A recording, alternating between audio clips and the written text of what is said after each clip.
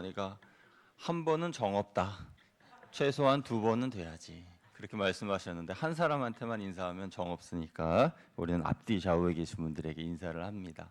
오늘은 행복을 위하여라는 제목으로 하나님의 말씀을 전하겠습니다. 오늘 본문의 말씀은 모세가 출애굽 2세들, 그러니까 애굽으로부터 출애굽하여서 광야에서 38년이 지나서 그의 부모 세대들은 다 죽고 이제 그 광야에서 태어난 자녀들, 그들이 가나안에 들어가기 이제 직전에 있을 때 그들에게 유은과 같은 말씀을 전한 내용이 오늘 신명기 말씀입니다. 유은이라고 하는 것은 이제 삶을 마치려고 하는 그러한 분이 자신의 유언과도 같은 그런 교훈의 말씀을 전해주는 것이잖아요. 왜 유은 같은 말이었느냐? 이 모세는 가나안 땅에 들어가지 못했습니다. 그래서 어떻게 해서든지 이 자녀들에게 조금 더 하나님을 더 잘 알게끔 하나님에 대하여서 더 많은 것을 전하고 싶은 마음이 모세에게 있었던 것으로 보입니다. 여러분, 왜 모세가 가나안에 들어가지 못했죠? 그에게는 그 치명적인 실수가 하나 있었습니다. 그것은 민수기 20장에 보면 그때 이스라엘 백성들이 물이 없어서 갈급하여서 모세와 아론에게 대항하면서 물을 달라고 굉장히 괴롭혔다고 써 있습니다. 그래서 모세는 하나님께 기도하였는데 하나님께서 민수기 20장 8절에서 이렇게 말씀하셨어요. 우리 말씀을 같이 읽어보겠습니다. 시작. 지팡이를 가지고 내 형 아론과 함께 회중을 모으고 그들의 목전에서 너희는 반석에게 명령하여 물을 내라 하라. 내가 그 반석이 물을 내게 하여 회중과 그들의 짐승에게 마시게 할지니라. 아멘. 하나님께서는 모세에게 말씀하기를 반석을 명령하여 물이 터쳐나오게 하라 이렇게 말씀하셨어요. 그러니까 하나님의 계획, 하나님의 의도는 상식을 뛰어넘는 기적을 보여주셔서 하나님의 거룩하심과 영광을 백성들이 보고 와, 하나님은 정말 살아계시는 분이시구나. 하나님의 놀라운 그 위엄 앞에 하나님의 통치를 잘 받으며 살아야지. 그러한 생각을 하게끔 하시기 위한 것이 하나님의 계획이었던가 봅니다. 그런데 이 모세는 어떻게 행동했죠? 그 다음 구절인 10절과 11절 말씀 같이 읽어보겠습니다. 시작. 모세와 아론이 회중을 그 반석 앞에 모으고 모세가 그들에게 이르되 반역한 너희여 들으라. 우리가 너희를 위하여 이 반석에서 물을 내려 하고 모세가 그의 손을 들어 그의 지팡이로 반석을 두 번 치니 물이 많이 솟아 나오므로 회중과 그들의 짐승이 마시니라. 아멘. 물이 터쳐 나오긴 했지만 결과적으로 그러나 하나님의 명령을 순종하지는 못했습니다. 그러니까 하나님은 반석을 명하여서 물이 나오게 하라 하셨는데 자신이 들고 있는 지팡이로 반석을 두 번 내리침으로 그 물이 터쳐 나왔어요. 물론 뭐 반석이 뭐 망치처럼 해머처럼 그렇게 무겁고 또 강한 그런 도구는 아니니까 그걸로 물이 터쳐 나오게 한 것을 믿지는 않았겠지만은 어찌 됐든지 하나님의 명령에 순종하지 못했던 이 모세의 모습임을 볼 수가 있습니다. 그 순간 모세의 행동은 하나님에 대한 도전이었고 하나님의 거룩하심과 영광을 가로막는 장애물이 되었습니다. 그래서 가나안에 들어가지 못하리라 하고 12절에 이렇게 말씀하십니다. 12절 말씀도 읽어봅니다. 시작. 여호와께서 모세와 아론에게 이르시되 너희가 나를 믿지 아니하고 이스라엘 자손의 목전에서 내 거룩함을 나타내지 아니한 고로 너희는 이 회중을 내게 그들에게 준 땅으로 인도하여 드리지 못하리라 하시니라. 아멘. 이러한 내용이 민수기 20장에 기록되어 있는 내용이고 이로 인하여서 모세는 가나안에 들어가지 못하게 되었지만 그러나 사랑하는 자녀들이 가나안에 들어가는 그 과정을 지켜보면서 어떻게 하면 그들이 가나안에 들어가서 하나님을 더 잘 믿을 수 있을 것인가에 대해서 하나씩 가르쳐 주면서 지난 38년 동안 있었던 그런 일들을 가르쳐 주고 그들에게 하나님의 계명을 지켜야 너희가 행복하게 살 수 있다라는 것을 말하고 있습니다. 그래서 신명기에 말씀하는 모세의 큰 주제, 큰 교훈은 두 가지인데, 첫째는 하나님은 나의 생명과 행복을 지키시기 위해 계명을 주셨다라는 거예요. 한번 따라해 주시면 감사하겠습니다. 하나님은 나의 생명과 행복을 지키시기 위해 계명을 주셨습니다. 그러니까 하나님께서 우리에게 계명, 그러니까 십계명으로부터 시작한 우리가 읽고 있는 이 성경 말씀, 이 계명을 주신 이유는 우리의 행복을 위하여서 주셨다라는 그런 말씀이에요. 신명기 10장 12절과 13절을 우리가 아까 읽었습니다마는 다시 한번 읽어보도록 하겠습니다. 시작. 이스라엘아, 내 하나님 여호와께서 내게 요구하시는 것이 무엇이냐? 곧 내 하나님 여호와를 경외하여 그의 모든 도를 행하고 그를 사랑하여 마음을 다하고 뜻을 다하여 내 하나님 여호와를 섬기고 내가 오늘 내 행복을 위하여 내게 명하는 여호와의 명령과 규례를 지킬 것이 아니냐. 아멘. 하나님께서는 누구보다도 저와 여러분의 행복, 그 행복을 바라고 원하십니다. 여러분이 다 행복하기를 원하신다는 것이에요. 그래서 우리에게 계명을 주셨습니다. 이 계명은 마치 내 앞에 지뢰밭이 놓여 있을 때에 그 지뢰밭을 피해갈 수 있도록 인도하는 안내자의 역할을 합니다. 만약에 여러분이 지뢰밭을 건너가야 한다는 그런 가정을 해 보시죠. 그러면 어디에 묻혀 있는지 어떻게 압니까? 그런데 누군가가 나타나서 내가 어디에 지뢰가 있는지 분명히 잘 아니까 내 뒤를 따라오세요 라고 하면서 여러분을 안내한다면 얼마나 고마운 일입니까? 저 같으면 그 사람 뒤에 딱 붙어서 한 발짝도 떨어지지 않고 조심조심 따라가겠습니다. 그러면 우리의 생명과 우리의 모든 것들이 미래가 지켜지게 된다는 것이죠. 그것이 바로 계명의 역할이라는 겁니다. 하나님이 우리에게 계명을 주신 이유가 지뢰밭과 같은 시험 많은 이 세상에서 우리의 생명을 지켜주시기 위한 것이고 우리에게 복을 주시기 위한 것이라고 말씀하고 있습니다. 또 다른 구절 한 구절 읽어봅니다. 신명기 6장 24절 말씀 같이 읽어보도록 하겠습니다. 시작. 여호와께서 우리에게 이 모든 규례를 지키라 명령하셨으니 이는 우리가 우리 하나님 여호와를 경외하여 항상 복을 누리게 하기 위하심이며 또 여호와께서 우리를 오늘과 같이 살게 하려 하심이라. 아멘.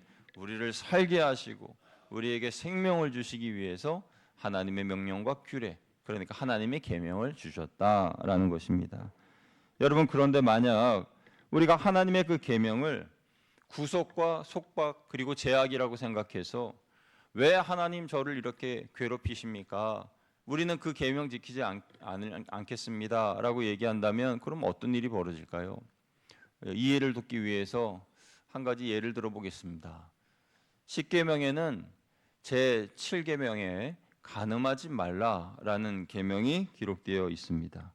그런데 어떤 사람이 왜 나를 구속합니까? 내 마음대로 살래요 라고 하면서 그 계명을 지키지 않는다면 큰 화를 입게 될 겁니다. 하나님이 그 계명을 주신 이유는 가정을 보호하고 가정 안에서 서로가 누릴 수 있는 최고의 사랑을 누리라고 보호해 주신 계명입니다. 만약 순간의 유혹을 이기지 못해서 그 계명을 어기고 간음한다면 어떻게 될까요? 남편과 아내와의 사랑의 관계에 금이 갑니다. 신뢰가 없어집니다. 죄책감과 괴로움이 몰려옵니다. 그런데 이것은 부부간의 문제만으로 끝나는 것이 아닙니다. 자녀들의 미래까지도 고통을 주게 됩니다. 이때의 상처로 인하여서 그 가족은 미래에 누리게 될 사랑과 행복과 평안에 대한 보장을 잃어버리게 됩니다. 얼마나 큰 손실입니까? 돌이킬 수 없는 것 아니겠습니까? 그러므로 이런 사태를 막고 보호하기 위해서 그리고 풍성한 복을 주시기 위해서 우리에게 허락하신 것이 바로 하나님의 계명이라는 것입니다. 그러면 어떻게 해야 하나님의 계명을 잘 지킬 수 있습니까? 오늘 본문이 우리에게 말씀하는 두 번째 교훈인데요. 하나님을 사랑해야 하나님의 계명을 잘 지킬 수 있다라는 것입니다. 따라해 주시면 감사하겠습니다. 하나님을 사랑해야 하나님의 계명에 순종할 수 있습니다. 하나님의 계명에 순종할 수 있습니다. 아멘. 예수님께서는 요한복음 14장 15절에 너희가 나를 사랑하면 나의 계명을 지키리라 라고 말씀하셨어요. 그런데 예수님은 이런 말씀을 하실 수 있는 분입니다. 왜냐하면 예수님의 생애에 하나님의 말씀을 단 한 번도 어긴 적이 없으시기 때문이죠. 예수님이 하나님의 말씀을 이렇게 지키실 수 있었던 이유는 하나님을 진정으로 사랑하셨기 때문입니다. 하나님을 사랑하셔서 하나님께 순종하였고 모든 명령을 다 죽기까지 지켜내셨다는 겁니다. 그래서 예수님은 하나님을 향한 그 사랑을 순종으로써 증명하셨다라고 할 수가 있습니다. 저와 여러분도 하나님을 사랑하는 그 사랑에 대한 증명을 순종을 통하여 드러낼 수 있다라고 할 수 있습니다. 만약 우리가 하나님의 말씀에 순종하지 못한다면 그것은 하나님을 향한 나의 사랑에 어떠한 고장이 있거나 문제가 생긴 것입니다. 왜냐하면 하나님을 사랑하면 즐거운 마음으로 순종하기 때문이지요. 하나님의 계명을 잘 순종하기 위해서 하나님이 어떤 분이신지 몇 가지 이해해 보려고 합니다. 한 3가지 정도로 이해해 보려 하는데요. 하나님의 성품 중에 첫 번째 성품은 하나님은 사랑의 하나님이시다라는 것입니다. 사랑의 하나님은 우리를 조건 없이 사랑해 주십니다. 사랑의 하나님은 우리가 아주 작은 순종이라도 하나님께 드리면 큰 보상으로 우리에게 베풀어 주시죠.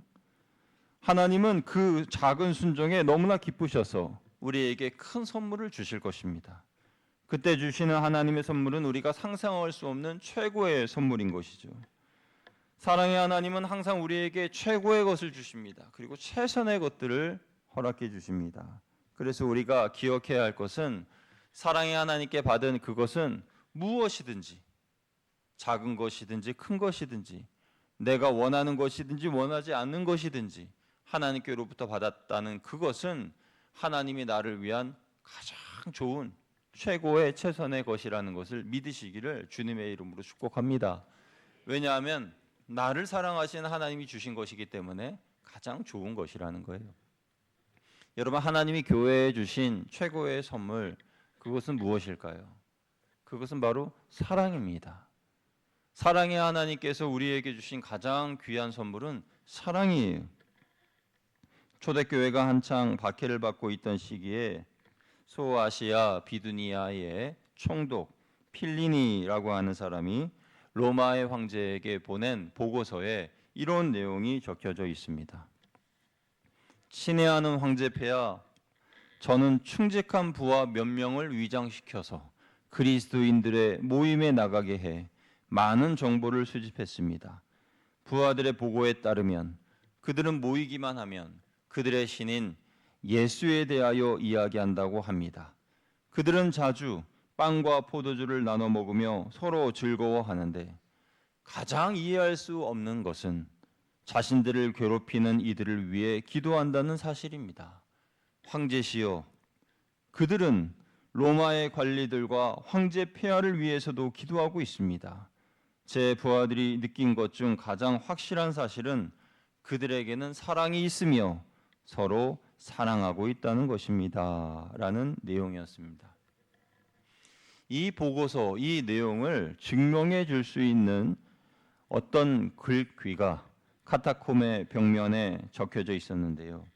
카타콤은 로마의 박해를 피하여서 그리스도인들이 숨어 있는 그곳 아니겠습니까? 그 벽면에 이렇게 써 있었습니다. 우리는 서로 사랑함으로 천국이 무엇인지를 경험한다. 우리는 서로 사랑함으로 천국이 무엇인지를 경험한다. 이렇게 적혀 있었습니다. 사랑의 하나님이 초대교회의 성도들에게 주신 가장 큰 선물은 사랑이고 오늘 우리 거양교회에 주신 가장 큰 선물도 사랑인 줄로 믿습니다. 여러분 서로 사랑하시기를 주님의 이름으로 축복합니다. 두 번째로 하나님은 전지하신 하나님이십니다. 전지하시다라는 것은 모든 것을 다 알고 계시다는 거예요. 모든 것을 다 알고 계신 하나님은 저와 여러분의 과거, 현재, 미래까지도 다 알고 계십니다. 그러니까 우리의 모든 것을 다 알고 계신 분이 우리의 길을 인도해 주신다면 얼마나 그 길이 바른 길이고 정확한 길이며 참되고 올바르고 생명이 넘치는 길이겠습니까? 우리는 간혹 하나님께 이렇게 기도합니다. 하나님, 제가 무슨 길을 선택해야 할까요? 제가 어떤 진로를 선택해야 할까요? 어떤 회사를 선택해야 할까요? 하면서 하나님께 나의 진로와 나의 길을 여쭙습니다. 그럼 하나님께서 어느 길에 대하여서 설명해 주시고 안내해 주시고 또 인도해 주실 거예요. 그러면 말하기를, 하나님, 그것은 제가 원하는 길이 아닌데요. 하나님, 다시 들려주세요. 그때 하나님께서 우리의 반응을 보시고 다시 돌아오도록 하나님의 뜻대로 행하도록 기다려 주시든지 아니면 설득을 하시는데 그것도 안 되시면은 그러면 차선책을 주실 때가 있습니다. 최선책이 있는데 그 최선책이 아니라고 자꾸만 하니까 차선책을 주실 때가 있는데, 그나마 그 차선책이라도 예, 좋네요 라고 허락하면 다행이지만은, 하나님, 이것도 저는 마음에 들지 않는데요 라고 하면 큰 문제죠. 그래서 자꾸만 하나님이 보여주신 그 곁길로 되돌아가는 그런 일들이 우리의 삶에 많이 있습니다. 여러분, 기억하십시오. 하나님께 구했을 때에 하나님이 우리에게 주신 그 첫 번째 그 길이 가장 최선의 길인 것을 믿으시길 바랍니다. 왜냐하면 나를 하나님이 너무나 잘 아시기 때문에 사랑의 하나님께서 나에게 가장 좋은 길을 주실 때에 차선책이나 또 후선책, 또 주지 말으셔야 되는 그런 일들을 주시지가 않고 최선책을 먼저 주신다는 거예요. 가장 좋은 길을 먼저 보여주신다는 것입니다. 그래서 처음 보여주신 그 길이 가장 최선의 길이고, 이것을 안다면 우리는 하나님께 구했을 때 하나님께서 내게 주신 그것이 최선임을 알고 감사함으로 받아들이면, 그러면 돌아갈 일도 없어요. 손해볼 일도 없습니다. 하나님의 인도하심을 그대로 온전히 받게 된다는 것입니다. 셋째로, 하나님은 전능하신 하나님이십니다. 하나님은 전능하셔서 하나님이 이루시려고 하시는 모든 일들은 다 하실 수 있습니다. 하나님은 혼자서도 충분히 모든 일들을 다 하실 수 있어요. 그런데 하나님은 사람을 통하여 일하기를 좋아하십니다. 그래서 저와 여러분에게 어떤 일을 맡기시죠. 그것을 우리는 사명이라고 합니다. 그 사명을 받은 우리가 하나님의 일을 할 때에 하나님의 전능하심 때문에 우리는 능력을 받고 우리는 힘을 얻습니다. 충분한 힘, 충분한 능력을 받습니다. 여러분, 많은 사명을 받았다고 쉽게 번아웃 되지 않고 쓰러지지 않고 오늘도 오뚜기처럼 일어나서 주의 일을 넉넉하게 감당할 수 있는 이유는 무엇입니까? 그것은 전능하신 하나님께서 그래, 너 나와 함께 일하자 라고 우리를 부르시고 우리에게 일을 맡기실 때에 하나님의 그 전능하신 능력의 일부분을 우리에게 주시는 거예요. 그래서 그 능력을 받고 우리도 힘있게 그 일을 감당하고 그 일을 성취해내는 겁니다.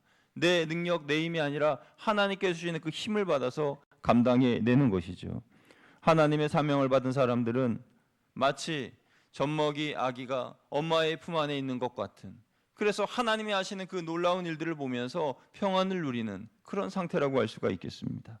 우리는 하나님의 품 안에서 온전히 하나님만 의지하면 됩니다. 그러면 하나님께서 여러분의 미래를 새롭게 바꾸고 만들어 가시는 그 과정을 두 눈으로 보실 수 있을 겁니다. 우리가 이 하나님의 세 가지 성품, 하나님은 사랑이시고 하나님은 전지하신 하나님이고 하나님은 전능하신 하나님이라는 이 세 가지 성품을 잘 이해한다면 하나님의 말씀에 쉽게 또 기쁨으로 순종할 수 있을 거예요. 그런데 이 세 가지를 다 모르신다고 하더라도 한 가지만, 하나님은 사랑이시다, 이 한 가지만이라도 우리가 믿고 사랑의 하나님을 의지한다면 우리는 하나님의 계명을 지켜낼 수 있습니다. 하나님께 순종하는 것은 어렵지 않습니다. 내 의지를 다해서 순종하는 것은 힘들고 어려운 일이지만 하나님을 사랑하기 때문에 순종하는 것은 하나님을 사랑하기 때문에 저절로 순종이 되고 하나님의 말씀을 지켜낼 수가 있어요. 그래서 하나님을 사랑해야 합니다. 억지로 순종하지 않고 즐거운 마음으로 순종하기 위해서 하나님을 사랑하는 것입니다. 사랑하지 않으면 순종할 수 없습니다. 사랑하지 않으면 믿음이 생기지 않습니다. 하나님을 사랑하지 않으면 하나님보다 다른 것들을 더 의지합니다. 그러나 여러분이 하나님을 사랑하면 믿음이 생기고 하나님만 의지하게 되고 즐거운 마음으로 순종할 수 있게 됩니다. 여기까지 말씀을 정리해 보면 하나님은 첫째로 어떤 하나님이라고요? 사랑의 하나님이십니다. 사랑의 하나님이시기 때문에 나를 향하신 하나님의 미래, 나를 향하신 하나님의 뜻, 그것은 가장 선하고 최선이다라는 것입니다. 둘째로 하나님은 어떤 분이라고 그랬죠? 전지하신 하나님이라고 했죠. 전지하신 하나님은 나의 미래를 항상 좋은 길로 인도해 주십니다. 시온의 대로, 그리고 생명의 길, 구원의 길로 인도하여 주시는 거예요. 세 번째로 하나님은 전능하신 분이라고 했습니다. 전능하신 분이시기 때문에 내가 나의 사명을 충분히 감당할 수 있도록 힘과 능력을 주십니다. 이러한 하나님에 대한 이해와 하나님을 향한 사랑이 있을 때 우리는 하나님을 향한 믿음과 신뢰가 더욱 견고해집니다. 하나님께서는 저와 여러분의 행복을 위하여 계명을 주셨습니다. 여러분 행복해지기를 원하십니까? 여러분의 가정, 여러분의 자녀들이 행복하기를 원하십니까? 그렇다면 하나님의 계명을 지키시기를, 사랑으로 지키시기를 주님의 이름으로 축원드립니다.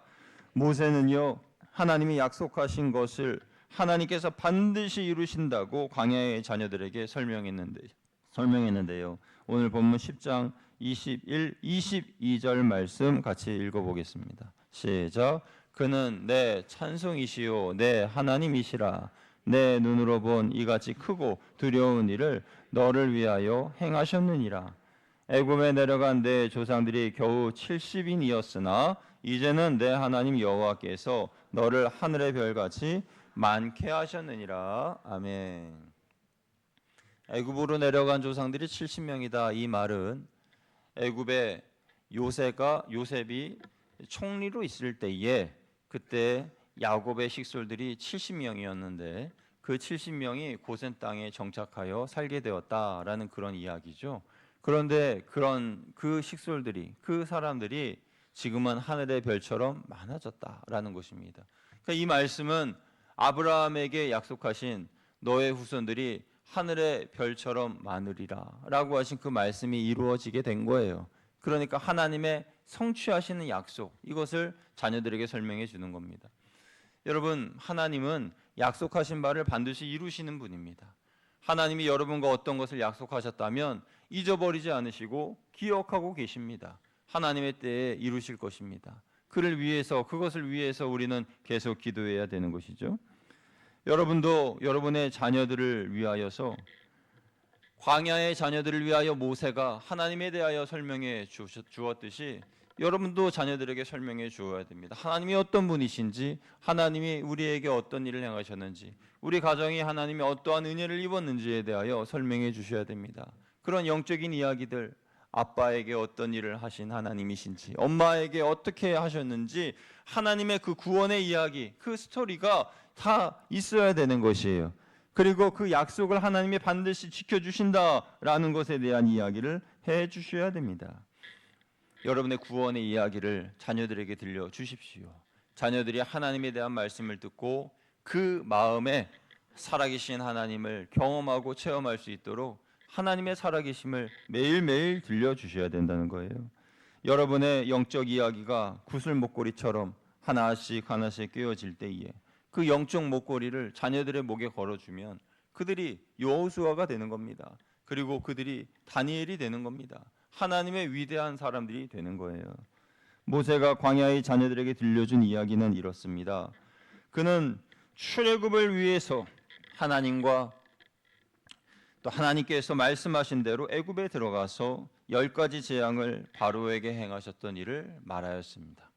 출애굽 후에 애굽의 군대가 쫓아와서 자기들을 잡으려고 할 때에 하나님이 홍해 바다를 여시고 그들의 군대를 그 바다 한가운데에 수장시키셨던 이야기를 들려주었습니다. 먹을 것이 없는 광야에서 하늘에서 만나가 내려져서 그 만나를 양식으로 먹었던 일, 그 만나가 이제 지루해질 정도 되자 하나님께서 하늘에서 메추라기 새를 떨어뜨리셔서 고기를 먹게 해주신 일, 목이 말랐을 때에 반석에서 물이 나와 모든 백성들이 시원하게 물을 마셨던 일, 그런 일들에 대한 이야기를 해주었습니다. 그리고 모세는 안 좋은 기억에 대한 이야기도 해주었습니다. 하나님의 말씀을 받기 위해 시내산에 올라갔을 때 밑에서 금송아지를 만들며 그것이 하나님이라 부르짖으며 춤추었던 일들, 그리고 하나님께 벌받았던 일들, 고라와 함께한 사람들이 하나님을 반역함으로 말미암아 땅이 그들을 삼켰던 그러한 슬픈 기억의 내용들, 그런 이야기들을 해 주었습니다. 여러분, 자녀들에게 영적 목걸이를 만들어 줄 때 좋은 이야기만 해주시면 안 돼요. 하나님의 공의와 심판에 대한 말씀도 해주셔야 됩니다. 하나님은 사랑의 하나님만이 아닙니다. 공의와 심판의 하나님이십니다. 그래서 하나님의 선하심과 하나님의 사랑에 대한 이야기도 들려주셔야 되지만 하나님의 공의와 심판에 대한 이야기도 들려주셔야 되는 거예요. 그래서 그 두 가지를 다 모세는 설명해 준 것이죠. 하나님의 심판과 공의에 대해서 단 한 번만이라도 경험한 성도는 절대 그때의 죄악을 반복하지 않습니다. 하나님이 두려워서 하나님을 경외함으로 그 일들을 하지 않아요. 그러나 100번이고 1000번이고 사랑의 하나님에 대한 이야기만 들은 사람은 하나님에 대하여서 경외하지 않고 두려워하지 않고 죄를 짓는 것을 우습게 생각을 합니다. 그러니까 단 한 번에 하나님의 심판에 대한 공의의 경험, 그것이 어쩌면 100번 사랑의 하나님에 대한 이야기를 듣는 것보다 더 나을 수도 있어요. 요즘 젊은 세대 중에는 더러 하나님을 친구처럼 생각하는 그런 사람들도 있는 것 같습니다. 하나님을 두려워하지 않는 이들이 있습니다. 그래서 사랑의 하나님에 대해 듣기는 좋아하고 공의와 심판의 하나님에 대한 이야기를 듣기 싫어합니다. 왜 공의와 심판의 하나님에 대하여 우리가 이야기 들어야 합니까? 그것은 하나님을 두려워하지 않는 사람들은 하나님이 세우신 영적 질서를 파괴하기 때문입니다. 하나님을 경외하지 않는 사람들은 하나님이 세우신 영적 질서를 무시합니다. 그러므로 여러분은 자녀들을 가르치실 때 하나님이 사랑으로 돌봐주신 사실에 대해서 설명함과 동시에 하나님께서 불순종하는 사람들을 용납하지 않으시는 이야기에 대해서도 심판과 공의의 하나님에 대해서도 설명해 주셔야 되는 거예요. 모세가 광야의 자녀들에게 지금 말하는 시점은 애굽에서 나온 지 38년이 된 시점이었습니다. 우리는 광야 생활이 40년이라는 걸 알고 있었지만 아직 모세는 40년을 채우기에는 2년이 남았다는 것을 알고 있습니다. 그래서 2년 후에는 그들과 작별해야 된다는 것을 알고 나도 2년 후에는 이곳에서 숨을 거두게 될 것이다라는 것을 알고 있었어요. 그러니까 그의 말 한마디 한마디는 유언과도 같은 말이었던 것이죠. 우리가 그들이 왜 40년 동안 광야 생활을 해야 됐는지 그것을 알아야 됩니다. 하나님께서 그들을 40년 동안 광야에서 헤매게 하신 이유, 그것은 가나안 정탐꾼 12명 중에 10명의 비관적이고 부정적인 말 때문이었습니다. 너무 황당하고 너무 속상한 일 아닙니까? 이스라엘의 그 많은 사람들 중에 단 10명의 부정적인 그 말, 그들 때문에 40년을 광야에서 생활해야 됐다는 거예요. 10명의 정탐꾼은 하나같이 가나안 땅의 사람들에 비하면 우리는 메뚜기와 같다라고 이야기를 했습니다. 우리는 저 땅에 들어가 살 수 없다. 저들과 싸워서 어떻게 이기냐면서 비관했습니다. 그 이야기를 들은 백성들이 밤새도록 통곡하면서 웁니다. 그러면서 애굽으로 돌아가자. 차라리 애굽에서 죽는 것이 낫겠다. 그 모습을 보신 하나님께서 이스라엘 백성들을 다 죽이기로 마음 먹으십니다. 여러분, 하나님 사랑의 하나님이라고 말씀드렸죠? 그런데 하나님은 공의와 심판의 하나님이시기도 합니다. 그래서 이스라엘 백성들을 다 죽여야 되겠다. 하나님의 나라, 하나님의 선민 필요 없어. 그냥 다 무로 돌려버릴 거야 하고 하나님 진노하셨을 때에 모세가 하나님 앞에 자기의 생명을 걸고 하나님께 기도합니다. 하나님이 만약에 지금 우리 이스라엘 백성들을 죽이시면 애굽에서 하나님께서 기적을 보이시면서 이들을 이끌어내셨는데 그들이 뭐라고 말하겠습니까? 하나님에 대하여서 잔인한 신이라고 이야기하지 않겠습니까? 그리고 하나님께서 우리를 사랑하셔서 여기까지 인도해 주셨는데 저들을 죽이시면 그러면 우리는 어떻게 됩니까? 하나님, 차라리 제 생명을 가져가시고 이들을 구해주세요 하고 하나님께 간절하게 기도하죠. 하나님이 그 기도를 듣고 마음을 돌이키십니다. 그러나 그 하나님의 말씀에 대하여 부정적이고 또 믿지 않았던 이들에 대하여서는 책임을 묻겠다라고 말씀하시면서 그것이 40년의 광야 생활이었어요. 민수기 14장 33, 34절 말씀 같이 읽어보겠습니다. 시작. 너희의 자녀들은 너희 반역한 죄를 지고 너희의 시체가 광야에서 소멸되기까지 40년을 광야에서 방황하는 자가 되리라. 너희는 그 땅을 정탐한 날 수인 40일의 하루를 1년으로 쳐서 그 40년간 너희의 죄악을 담당할지니 너희는 그제서야 내가 싫어하면 어떻게 되는지를 알리라 하셨다 하라. 아멘. 만약에 그때 10명의 정탐꾼들이요 갈렙과 여호수아의 말만 들었다면, 갈렙과 여호수아는 뭐라 그랬어요? 저들은 우리의 먹이라라고 얘기하면서 하나님이 저 땅을 우리에게 주셨다. 걱정하지 마라. 하나님이 우리에게 주셨어. 믿음으로 나아가기만 하면 저 땅은 우리의 것이야 라고 이야기했는데 그 말을 듣기만 했다면 40년의 광야 생활은 없었을 겁니다. 만약에 백성들이 10명의 정탐꾼들이 그렇게 부정적인 말을 하는 것에 대해서 그들의 말을 듣지 않고 하나님의 말씀에 순종하였다면 그들은 바로 가나안 땅에 들어갈 수 있었을 겁니다. 여러분, 우리 인생이 그렇습니다. 하나님께서 우리의 행복을 위하여 계명을 주신 이유는 돌아가지 말라고, 그냥 바로 가라고, 광야같이 40년을 헤매지 말라고 주신 겁니다. 순종하지 않으면 광야 같은 세상에서 우리도 그렇게 오래 헤맬 수밖에 없어요. 특히 교회 안에서는 서로 부정적인 말을 절대 해서는 안 됩니다. 리더의 부정적인 말 한마디는 전염병처럼 급속도로 퍼져서 성도들에게 옮겨집니다. 리더가 부정적인 말을 하면 안 되겠지만 성도님들도 리더의 부정적인 말을 들었을 때에 그 말에 대해서 책임을 져야 합니다. 나는 그 소리를 듣기 원치 않습니다 하고 거부하셔야 되고요. 그리고 그렇게 말하는 리더들을 책망할 수 있는 성도가 돼야 됩니다. 그렇지 않으면 한 달 만에 갈 길을 40년에 걸려서 도달할 수도 있는 것입니다. 물론 하나님은 악을 선으로 바꾸시는 분이시기 때문에 그 38년 동안의 그 광야 생활을 신앙의 훈련을 받는 학습의 현장으로 바꾸셨습니다. 그래서 살아계신 하나님을 매일매일 체험하고 경험하였죠. 그러나 사실은 그렇게 40년 동안 고생하지 않아도 되는 거였어요. 하나님 앞에 순종하기만 했다면. 광야의 자녀들은 하나님께서 주시는 만나를 먹으며 38년 동안 광야에서 살았습니다. 그것은 체험적인 훈련이었습니다. 우리도 신앙의 체험적인 훈련을 받아야 됩니다. 38년이라는 광야 생활이 아니라 우리가 가나안 땅에서 살아가면서 하나님께서 주시는 이 순종의 훈련을 충분히 할 수 있는 거예요. 그러니까 고난 중에 하나님의 심판을 받으면서 괴로워하면서 힘들어하면서 훈련을 받을 수도 있지만 그런 과정보다도 하나님께 순종함으로 하나님께서 열어주신 그 복된 길로 걸어가면서 하나님께서 주신 은혜를 따라 순종하며 나아갈 수도 있는 겁니다. 무조건 순종의 훈련은 광야에서만 하는 것은 아니에요. 우리가 어떤 선택, 어떤 순종, 어떤 모습으로 하나님께 나아가느냐에 따라 내 미래가 바뀌게 된다는 것입니다. 여러분, 하나님의 체험은 중요합니다. 우리가 하나님의 은혜에 대하여 체험해야 하나님은 나의 하나님이 되십니다. 하나님을 체험하지 않으면 하나님은 나의 하나님이 아닙니다.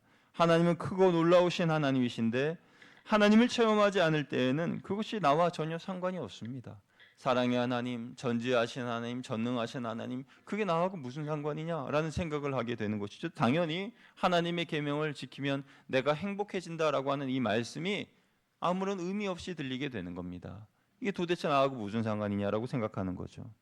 그래서 우리는 하나님의 하나님 되심을 맛보기 위해서 은혜를 받아야 되고 다윗처럼 하나님을 알아야 됩니다. 다윗은 시편 34편 8절에서 이렇게 말하였습니다. 우리 같이 읽어보겠습니다. 시작. 너희는 여호와의 선하심을 맛보아 알지어다. 그에게 피하는 자는 복이 있도다. 아멘. 이 신앙생활에는 맛이 있습니다. 그래서 누가 뭐라고 해도 기도의 맛을 아시는 분들은 기도의 자리로 나아가고 봉사의 맛을 아시는 분들은 이미 봉사를 하고 계시고 전도의 맛을 아시는 분들은 전도하지 말라고 해도 이미 전도하고 계십니다. 전도의 맛을 여러분들이 아신다면 우리 교회가 특별히 전도에 대한 프로그램을 운영하지 않고 또 전도에 관한 행사를 하지 않아도 이미 여러분들은 전도 대상자를 마음에 품고 기도하고 계실 겁니다. 전도할 사람들을 찾거나 기도하고 계실 겁니다. 전도의 맛을 아시는 여러분 되시기를 주님의 이름으로 축복합니다. 또 말씀의 맛도 있습니다. 시편 19편 10절에 보면 다윗은 주의 말씀이 내 입에 송이꿀보다 더 달다라고 고백합니다. 그러니까 신앙은 맛이에요. 맛을 맛보아야 됩니다. 맛을 보면 은혜를 알게 되고 은혜를 알면 더 사모하게 되고 기도나 봉사나 전도나 말씀이나 은혜나 다 모두 다 체험으로 인하여서 얻어지는 것들입니다. 여러분 모두가 하나님을 사랑함으로 계명을 순종해서 하나님이 주시는 행복을 누리시기를 주님의 이름으로 축복합니다. 하나님은 저와 여러분의 행복을 위해서 계명을 주셨어요. 하나님의 말씀은 순종을 통해서 응답됩니다. 이제 모세는 광야의 자녀들에게 마지막으로 이렇게 말씀하고 마치는데요. 신명기 33장 29절 말씀입니다. 우리 같이 읽어보겠습니다. 시작. 이스라엘이여 너는 행복한 사람이로다. 여호와의 구원을 너같이 얻은 백성이 누구냐?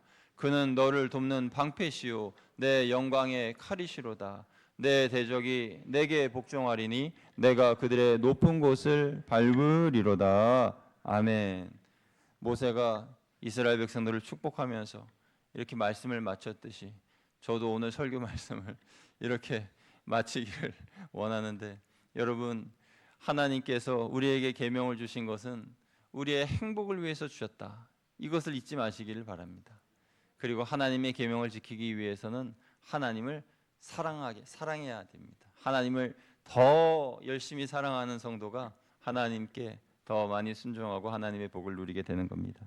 하나님의 계명에 순종함으로 하나님께서 예비하신 행복을 누리는 저와 여러분 다 되시기를 주님의 이름으로 축원드립니다.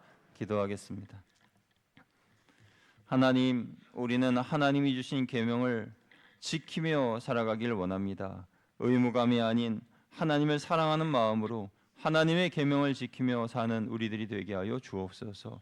그로 인하여서 내 삶이 기쁨으로 충만하고 마음의 평강이 가득 차고 세상이 줄 수 없는 평안으로 오늘도 이번 한 주간도 살아가는 우리 모두가 될 수 있도록 인도하여 주옵소서. 우리 주 예수 그리스도의 이름으로 감사하며 기도드리옵나이다. 아멘.